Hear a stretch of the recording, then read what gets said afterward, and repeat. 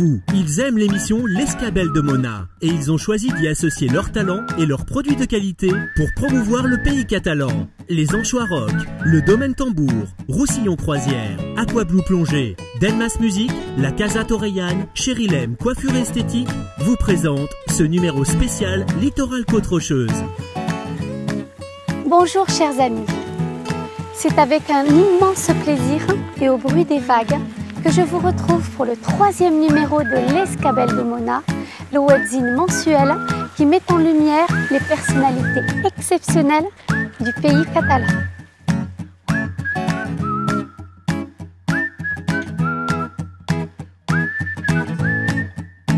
Cette commune, célèbre pour son vignoble qui se jette dans la mer, a su devenir la destination rêvée pour les amateurs des grands crus, avec ses vins d'appellation contrôlée, célébrés chaque année lors de la fête des vendanges. Bagnols-sur-Mer est aussi un havre de paix pour les amoureux de la nature, avec son nouveau biodiversarium qui abrite plus de 250 espèces représentatives de la faune aquatique méditerranéenne. Bien que nous soyons en hiver, son port constitue le point de départ stratégique pour une expédition découverte des paysages magiques de la Côte Vermeille. D'ailleurs, l'invité de ce numéro affectionne particulièrement cette nature hivernale épurée. C'est tout naturellement d'une barque catalane que je vais vous laisser en compagnie de la troupe des Catalans qui vont vous dévoiler à leur façon quelques indices concernant la personnalité exceptionnelle de ce numéro.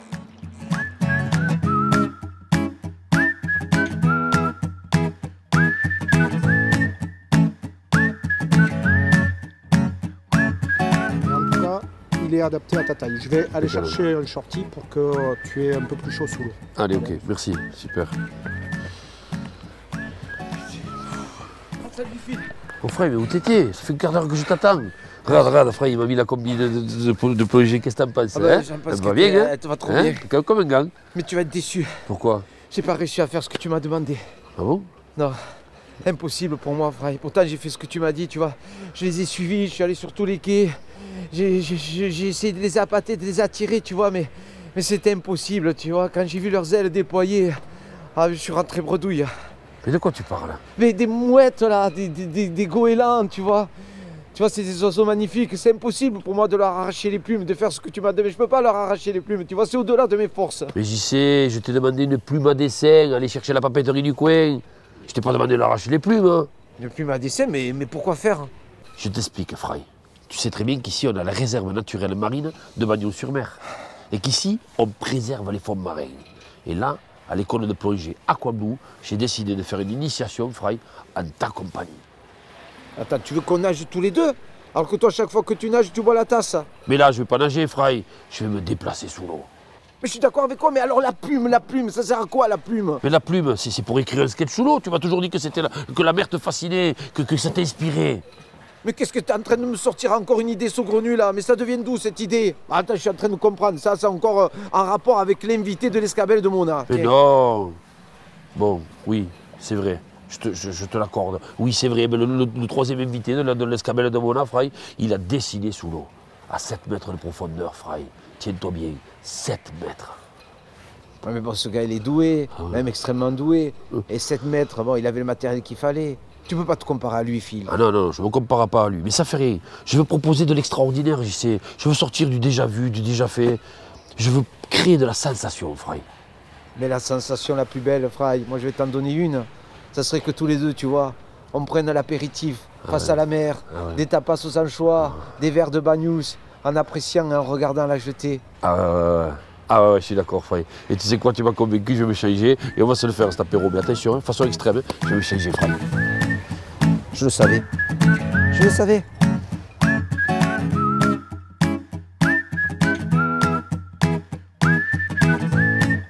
Nous sommes à la chapelle de Notre-Dame de la Salette. Un panorama magnifique est à mes pieds. On voit tout Bagnols et la Côte Vermeille. Et c'est ici que j'ai donné rendez-vous à nos 2 producteurs ancrés dans ce terroir qui vont composer avec moi le panier gourmand destiné à mon invité. Bonjour Clémentine R du Domaine Tambour. Bonjour. Bonjour Florent Roch de la maison Roch des anchois en salaison. Merci d'être venu pour ce rendez-vous où on va composer ensemble le panier gourmand destiné à mon invité. Florent, qu'est-ce que tu nous as préparé de bon? Alors j'ai ramené le traditionnel, le filet d'anchois à l'huile. D'accord, c'est celui-ci. Ça, c'est la gamme traditionnelle. Traditionnelle, comme on a toujours fait à Collioure en fait. Oui. Et les marinés, les roquerones. Beaucoup plus doux, pas du tout salés. C'est mes préférés. La petite nouveauté, c'est les anchois à destination des magasins bio. Donc on a de l'anchois européen, golfe de Gascogne, Méditerranée pour la crème, avec un sel conforme à la réglementation bio, avec petite nouveauté, les filets d'anchois au piment d'Espelette bio. Ça, c'est idéal pour faire une vinaigrette. Une vinaigrette sur des toasts également. D'accord. Eh bien écoutez, mon invité va se régaler, ça c'est sûr. Clémentine R du domaine Tambour, qu'est-ce que vous nous avez ramené de beau? Que de belles choses. Alors tout d'abord, on peut regarder le Haute-Vigne, le Collioure blanc, qui accompagnera merveilleusement bien les anchois de Florent Roch. C'est un assemblage avec du Vermentino et du Grenache blanc. On a une fin de fermentation en barrique pour le petit côté vanillé et puis un affinage en bouteille.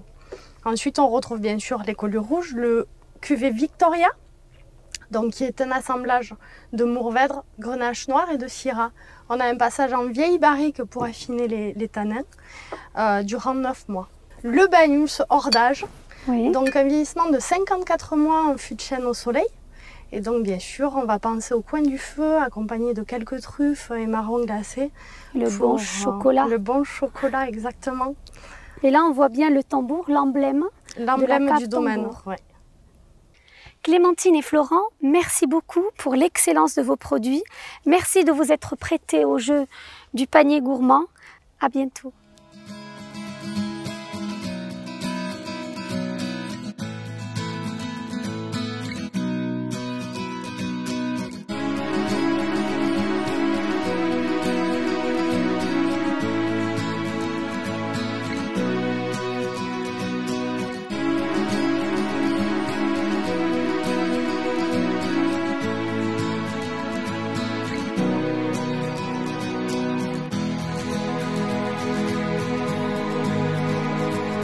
Bonjour Thierry Delory. Bonjour Mona, enchanté.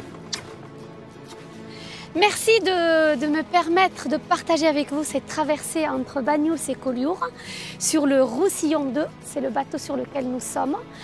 Ce décor est magnifique, il est certes hivernal, comme vous l'aimez, vous allez nous expliquer pourquoi, avec une météo qui est un petit peu brumeuse et tout, mais justement, vous êtes dessinateur. On vous dit de l'extrême, vous aimez pas ce mot-là, en tout cas vous êtes dessinateur de talent. Vous aimez graver le patrimoine comme vous le dites. Alors cette météo, qu'est-ce qu'elle vous inspire? Puisqu'on a choisi justement de tourner en hiver pour un petit peu coller à votre personnage. Déjà pour un 6 décembre, elle est favorable parce que si vous voulez, on aurait pu connaître pire au Cap Béar. Nous sommes au pied du Cap Béar, on voit le phare ici. Ce site d'ailleurs connaît des fois des coups de vent jusqu'à 240 km/h, donc aujourd'hui on n'a pas à se plaindre, c'est plutôt bien. En revanche, pour dessiner, je suis plutôt tout terrain tout temps, c'est-à-dire que l'hiver pour moi, c'est effectivement une lecture privilégiée de toutes les strates du territoire et de la géologie et donc ce qui se passe au-dessus, à savoir tous les patrimoines bâtis. Et donc ça me permet de ciseler et de faire un travail d'exploration et de rendu des merveilles de tous ces patrimoines qui jalonnent tout ce territoire. En enlevant le superflu qui sont les couleurs, justement, c'est pour cela que vous aimez ce blanc et noir. C'est-à-dire que je suis plutôt dans la grande lignée des dessinateurs et des graveurs. Et effectivement, pour nous, la couleur n'apporte pas plus que ça. C'est-à-dire que ce qui est intéressant, c'est le squelette, c'est la genèse, c'est comprendre, c'est expliquer. Et puis c'est supprimer effectivement les informations un peu inutiles, quoi. C'est pas... Si la mer, il suffit de mettre un trait, ça fait la ligne d'horizon, des fois on la comprend, ça suffit. C'est pas la peine de mettre du bleu dans le ciel ou du bleu dans la mer, quoi. On va s'asseoir et vous allez m'expliquer. D'ailleurs, on va profiter de ce décor magnifique et vous allez m'expliquer d'où vous vient cette passion de justement dessiner avec l'encre de Chine. Donc votre matériel est rudimentaire, c'est-à-dire de l'encre de Chine, du papier. D'où ça vous vient cette passion? Elle est accidentelle ou c'est une passion que vous traînez depuis des années? Pour moi, le dessin, c'est depuis tout temps. C'est-à-dire depuis l'âge de 7-8 ans avec passion. À 11 ans, je faisais déjà des copies de pas mal de maîtres, en fait. Chardin, de la Tour, Rembrandt. Petite boîte de peinture à l'huile qu'on m'avait offert à Noël. Et puis je tapais ça sur du cartoile. 14 ans, je faisais mon premier décor. À 18 ans, j'étais diplômé à Paris d'école d'art. Et à 18 ans et demi, à la Chambre des métiers pour aller travailler parce que la famille n'avait pas d'argent pour payer les beaux-arts ou je ne sais quoi. Et donc la solution, c'est de gagner sa vie. Voilà. Alors pour la plume, quand je suis arrivé à Perpignan en 2007, j'envoyais à chaque fois, chaque année pour Noël à ma fille un colis. Et je lui bourrais de plein de trucs parce qu'elle habite en Australie, elle y travaille depuis 10 ans, plus de 10 ans même. Elle est pâtissière boulangère là-bas. Je ne savais pas quoi lui acheter. Je lui ai acheté une boîte d'aquarelle Winsor et puis aussi une plume et de l'encre.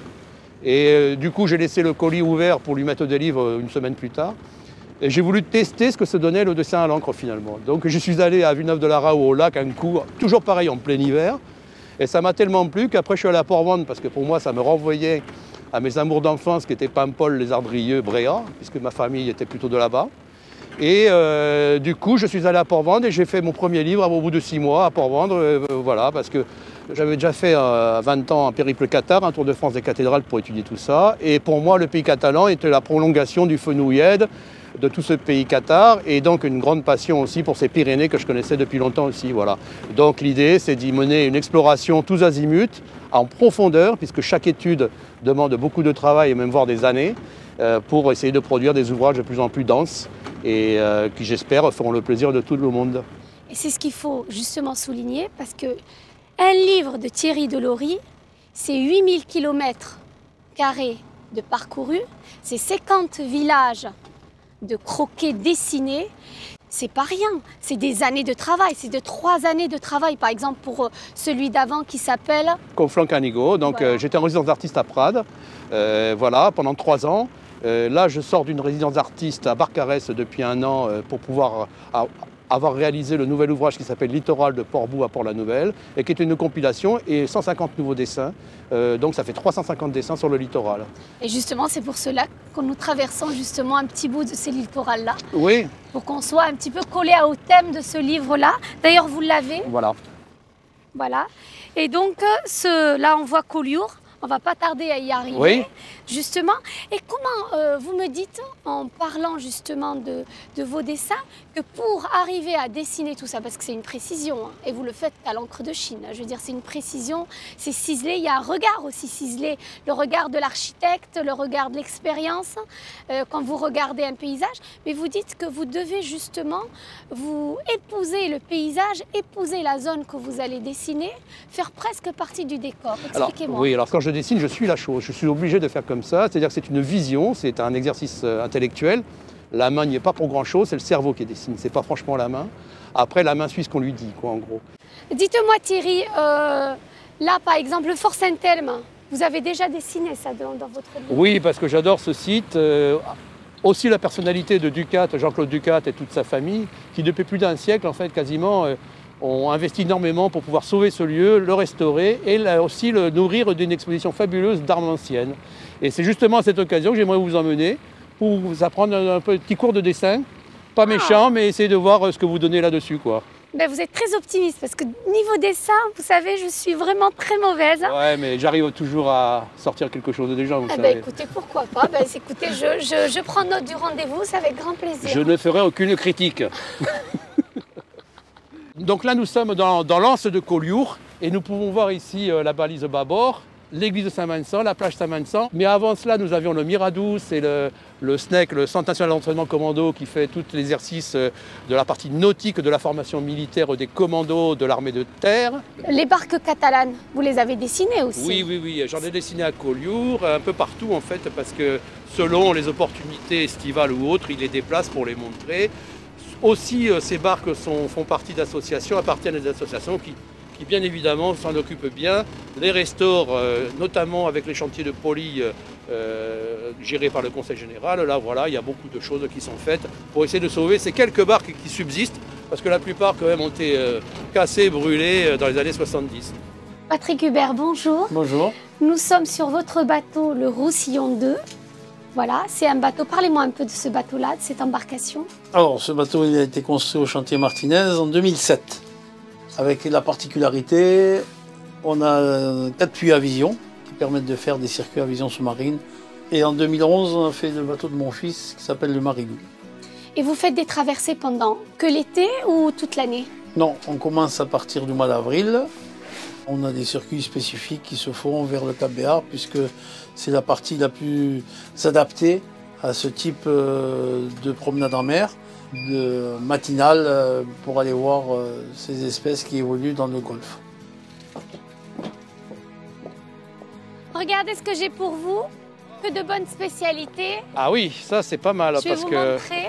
c'est une excellente idée pour tous les Catalans du coin de se faire des choses festives avec les amis. Et c'est les producteurs Locaux et production artisanale, mais vraiment de très bonne qualité. Et puis je vous donne rendez-vous d'ici quelques temps au Fort Saint-Elme. Et oui, pour l'initiation au dessin. Oui, on va essayer de faire quelque chose de vous. Merci beaucoup Thierry. On va essayer, je dis. Hein.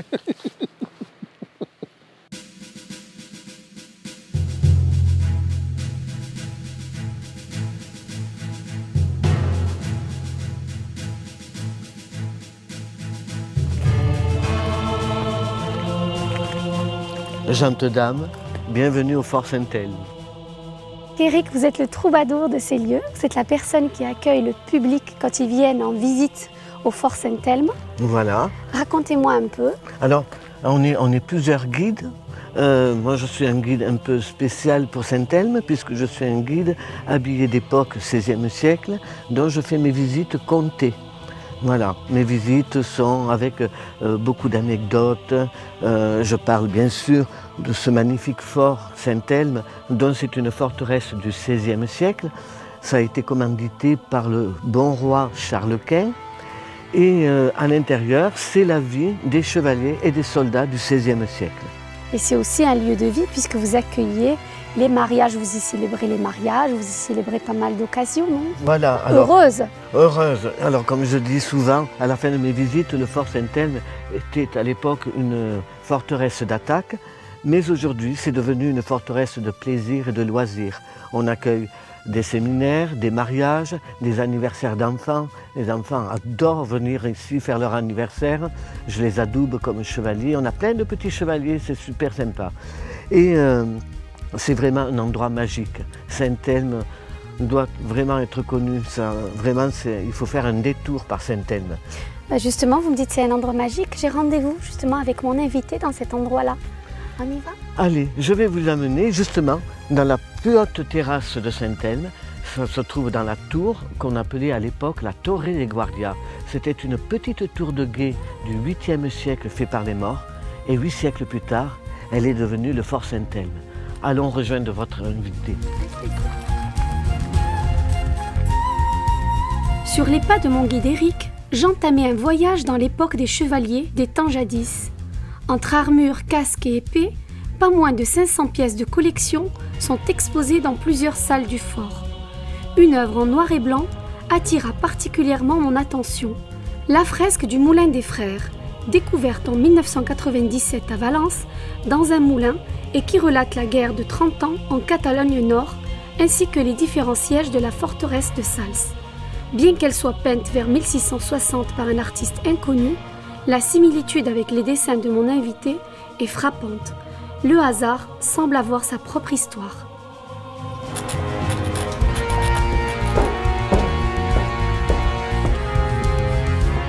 Voilà, je vous confie à votre invité, ce grand artiste. Je vous remercie de votre visite, Dame Mona. Merci beaucoup Eric, ce fut un plaisir. À bientôt. Merci. À bientôt. Bonjour Thierry Delory.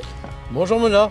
Eh bien toujours à l'œuvre, je vois. Oui, depuis ce matin 9h, voilà. Mais dis donc, magnifique. L'idée c'est de tracer en fin de compte ce fort du Gommier avec un angle que je n'avais jamais fait, de cette altitude-là, cette fameuse tour là du Fort Saint-Elme.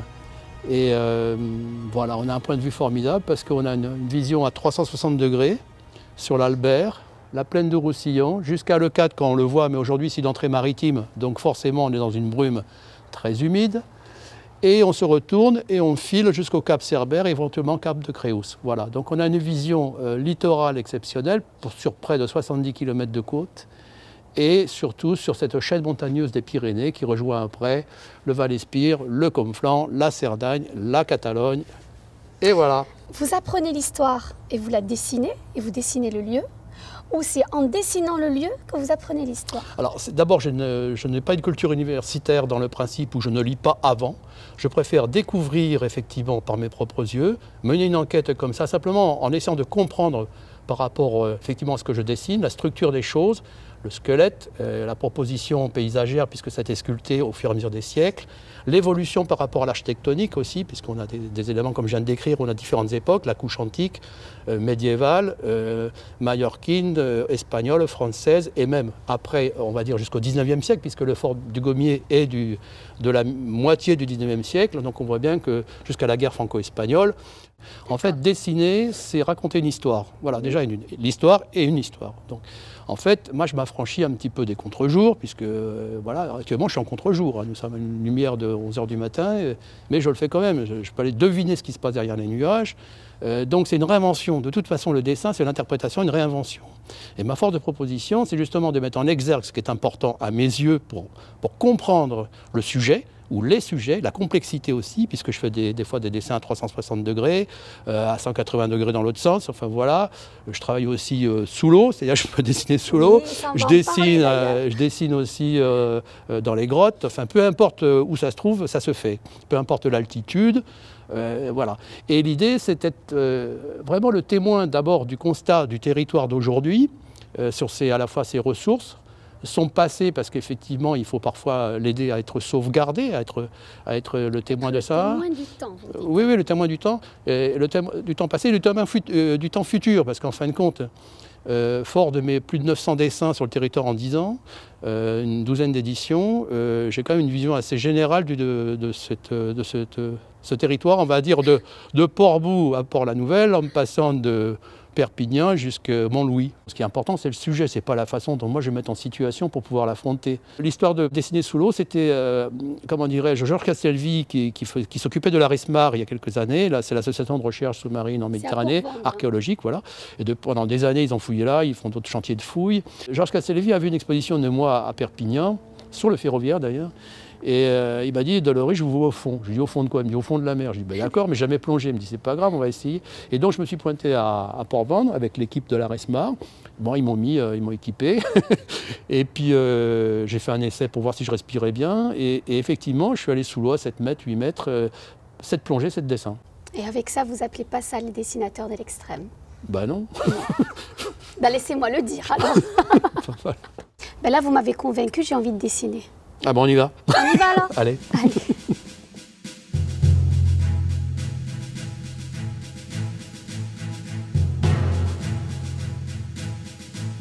Alors maintenant, nous voici dans la salle de présentation des armes anciennes. Enfin, ça fait un peu tout le tour de l'intérieur de la tour du Fort Saint-Elme. Donc c'est une collection magnifique.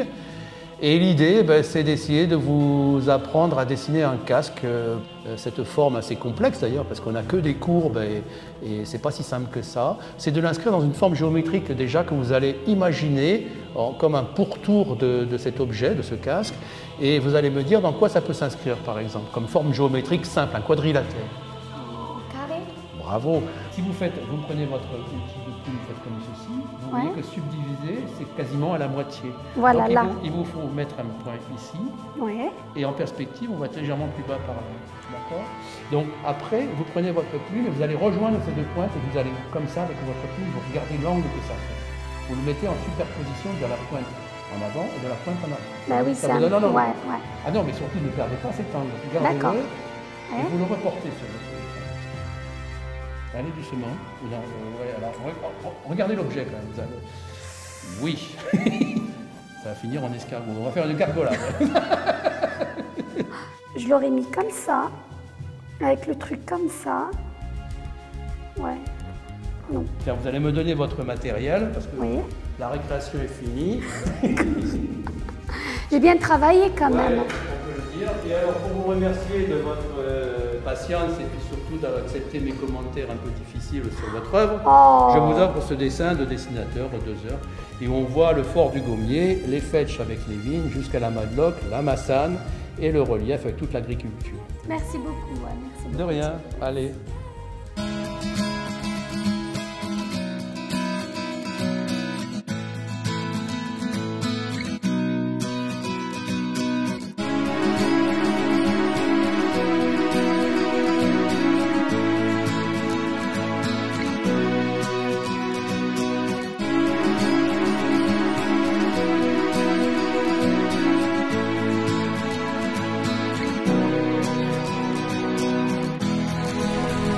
Bonjour messieurs.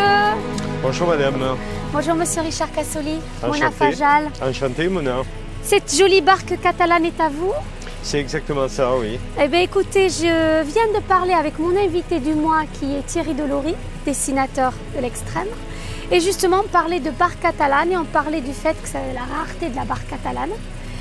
La barque catalane, c'est quoi? C'est une passion? C'est la préservation du patrimoine? Alors effectivement, je dirais que c'est une passion qui a plusieurs ressorts. Hein, parce qu'effectivement, il y a de la préservation du patrimoine, dont en 1930, jusque dans les années 30-40, il y avait à peu près 250 barques sur toute la côte catalane. Et puis actuellement, des grandes barques, des grands sardinales comme celui-ci, il n'en reste plus qu'une petite dizaine. Donc on sent qu'il y a quelque chose qui est en train de disparaître. Donc voilà, ça augmente la rareté et donc je pense que ça a une influence sur la passion. Et puis il y a autre chose, un lien avec la mer qui est très important, hein, puisqu'il y a cette notion de liberté avec la mer. Hein, c'est quelque chose qui fait un tout qui est très passionnel, effectivement. Dans quelle occasion vous sortez ces barques? Alors ces barques, elles sortent pour des manifestations patrimoniales, essentiellement. Hein. On est invité sur toute la côte, jusqu'aux terres de l'Èbre, hein, dont au sud de Tarragone. On est invité à Minorque aussi. C'est une barque qui a traversé 2 fois la mer d'Iroise au cours des fêtes de Brest et de Douarnenez aussi. C'est un bateau qui a fini 4e au concours des côtes de France aussi, à Brest. Donc voilà, c'est un bateau qui a vraiment, comme leitmotiv, la navigation, créé quelque chose de dynamique autour de la navigation.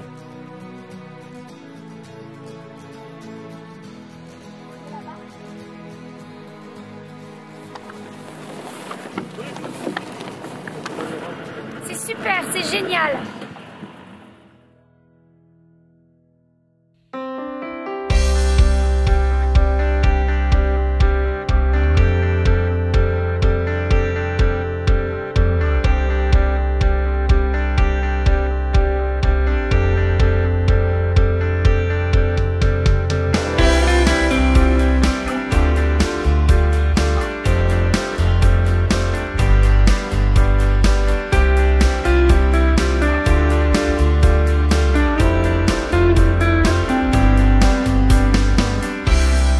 Anne Desgrès, bonjour. Merci de nous accueillir dans ce gîte de charme dont vous êtes la propriétaire.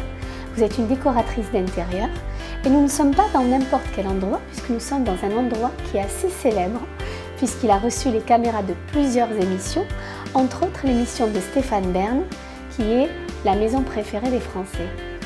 Alors c'est une ancienne maison vigneronne. Pour nous, il était important de lui donner un nom, donc elle s'appelle la Casa Torellane parce qu'on est à Toreil. Et c'est une maison que nous avons rénovée sur pas mal d'années avec tout notre cœur, toute notre passion. Et on a voulu la faire partager aux autres, c'est-à-dire que nous la louons quand nous sommes absents. Alors on y a mis tout le confort, vous avez piscine intérieure, jacuzzi. Et maintenant nous avons créé les thermes de Toreil qui sont dans l'ancien couvent, dans lesquels on va trouver le hammam, salle de massage, coiffeur, esthétique. Dans la vie, on n'est que des passeurs, donc il faut respecter quand même ce qui a été fait précédemment et puis rénover en gardant le maximum de choses. Merci beaucoup Anne Desgrès. Merci à vous.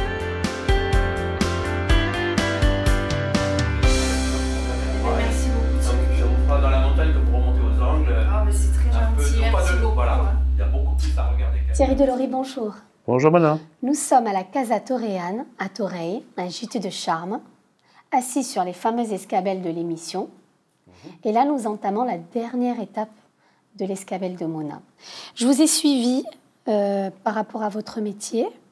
J'ai essayé de comprendre un peu votre passion. J'ai scénarisé cette émission en marchant sur les pas de votre dernier livre, Le Littoral.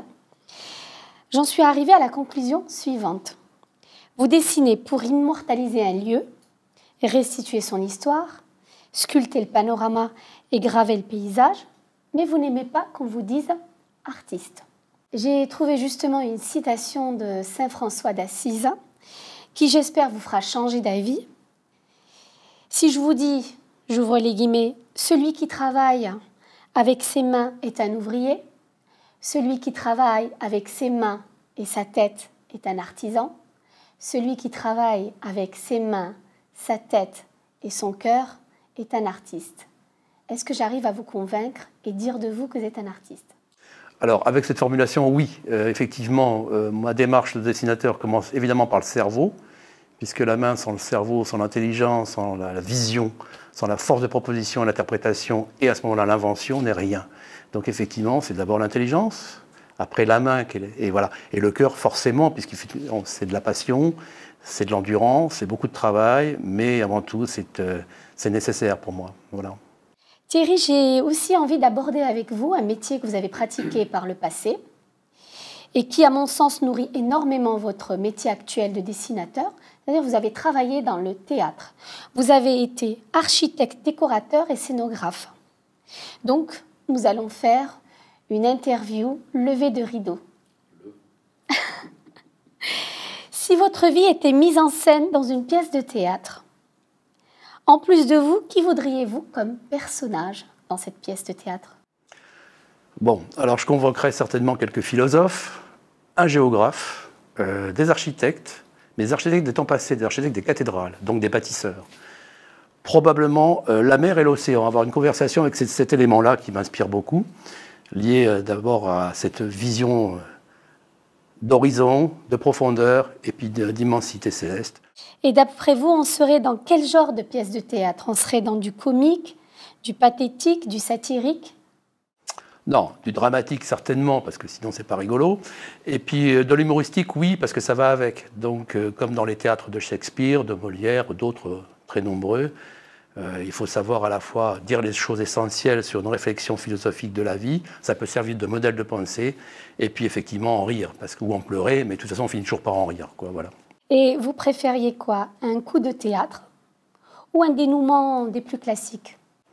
Alors coup de théâtre, évidemment, c'est plus marrant parce que ça surprend, ça réveille, ça interpelle, ça peut choquer. Classique, non, c'est le conventionnel m'ennuie, donc finalement si on attend un peu la chronique de la chute attendue dans le théâtre, bon, à moins il faut que ce soit excellemment joué, et à ce moment-là, effectivement, revisiter, remis au goût du jour, réinventer, ça c'est intéressant. Ben, je baisse le rideau alors là. Voilà, on va se démaquiller. Je voulais vous demander votre actualité, Thierry Delory. Alors l'actualité, c'est la parution d'un nouvel ouvrage qui s'appelle Littoral de Port-Beau par la Nouvelle. Donc c'est une entreprise de plus de 3 ans de travail, 350 dessins dessinés à l'encre sur site d'après nature. J'ai convoqué quelques personnalités universitaires, Castelvie, Catafo, Rieux, d'autres, pour nourrir ce nouvel ouvrage. Il y a une exposition actuellement à Barcarès, à la Maison des Arts, et aussi au Petit Moka République, sur les 2 niveaux, place de la République à Perpignan. Et il y a aussi une autre exposition au Château d'Anières, voilà, sur le Conflans. Thierry Delory, je ne peux pas finir cette émission sans vous parler d'une autre passion qui a beaucoup d'importance dans votre vie, c'est la musique. Surtout Thierry, que vous avez fait aussi des études musicales, de piano et de clarinette. Oui, en tant qu'amateur, clarinette pendant 10 ans, et j'ai bien aimé ça. J'étais première clarinette à la musique de Paris pendant mon service militaire, c'était assez amusant, intéressant. J'ai rencontré énormément de personnalités qui comptent actuellement dans les professionnels de la musique classique. Et le piano pour arrêter de fumer, tout simplement pour m'occuper les mains, le cerveau, et ça a très bien marché. J'adore Mozart, j'adore Bach, je le joue très mal, je le massacre, mais ça n'a aucune importance. J'adore lire la musique et essayer de la comprendre. Ça permet d'accompagner une vie, de porter des sentiments, de porter des émotions, de supporter parfois des choses, hein. Et puis d'emporter aussi. Regardez Johnny récemment, il est parti à Saint-Barth, voilà, avec tout son univers musical, et on le remercie. Et je vous remercie aussi, Mona, et toute votre équipe. C'est moi qui vous remercie. Merci de nous avoir accordé de votre temps, de votre énergie positive. Et à très bientôt sur ces notes de musique.